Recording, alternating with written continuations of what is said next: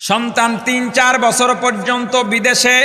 সন্তান ডাক দেয়া বলে, মা আমি তোমাদের সঙ্গে ঈদ তো করবই, ঈদের বাজার যা যা লাগে এখান থেকে নেওয়া যায় নিয়ে যাব।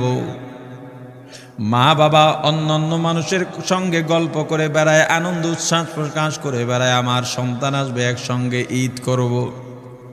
২৭ রোজার রাতে সন্তান ফোন দিয়া বলে, বাবা আমি আগামীকাল রওনা দিলে রাত ২টা-৩টায় গিয়া ঢাকায় নামবো, আমি সাহারি তোমাদের সঙ্গেই খাবো।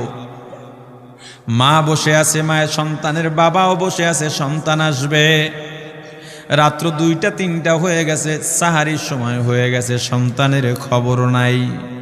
শেষ টাইমে মা বাবা সাহারি খেয়ে ফজরের নামাজ পড়ে দরজার মধ্যে অপেক্ষা করতেছে, সন্তানের খবর নাই।